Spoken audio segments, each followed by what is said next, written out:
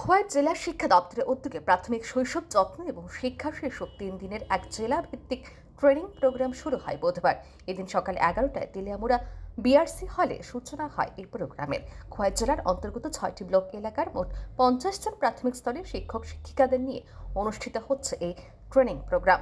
শিক্ষা দপ্তরের অধীন যে সমস্ত বিদ্যালয়গুলিতে প্রাক প্রাথমিক স্তর থেকে শিক্ষা ব্যবস্থা চালু রয়েছে সে সকল বিদ্যালয়ের শিক্ষক শিক্ষিকাদের শিক্ষা প্রদান ক্ষমতা আরও উন্নত করার উদ্দেশ্যে এই বিশেষ ট্রেনিং প্রোগ্রামের আয়োজন করা হয়েছে বলে জানান খোয়াই জেলা শিক্ষাধিকারী দীনেশ দেববর্মা। তিনি আরও জানান, আগামী দিনে রাজ্যের অন্যান্য বিদ্যালয়গুলিতেও প্রাক প্রাথমিক স্তর চালু করার পরিকল্পনা রয়েছে রাজ্য শিক্ষা দপ্তরের। সে কারণে আগে থেকেই শিক্ষক শিক্ষিকাদের প্রশিক্ষণ দিয়ে সক্ষম করার পরিকল্পনা হাতে নিয়েছে শিক্ষা দপ্তর। ট্রেনিং প্রোগ্রাম 3 দিন ব্যাপী চলবে। এখানে 100 জন টিচারকে প্রাইমারি টিচার ট্রেনিং প্রোগ্রাম নেওয়ার জন্য ব্যবস্থা করা হয়েছে। প্রথম বেজ আজকে থেকে শুরু হচ্ছে তেলিয়ামুড়া বিআরসি হলে। তো 50 জনের মধ্যে 49 জন আজকে উপস্থিত হয়েছে আমাদের সম্মানিত শিক্ষক শিক্ষার্থীরা। তো উদ্দেশ্য আমাদের যে learning level early childhood care and education একদম প্রি প্রাইমারি থেকে মজবুত করার জন্যই এডুকেশন ডিপার্টমেন্ট এই ব্যবস্থাটা করা হয়েছে।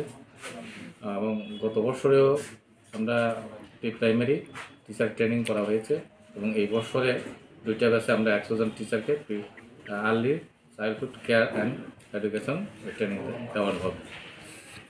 তো আগামী দিন আমাদের আমাদের ডিপার্টমেন্ট আরও চাইছে আরও প্রি প্রাইমারি স্কুল খোলার জন্য।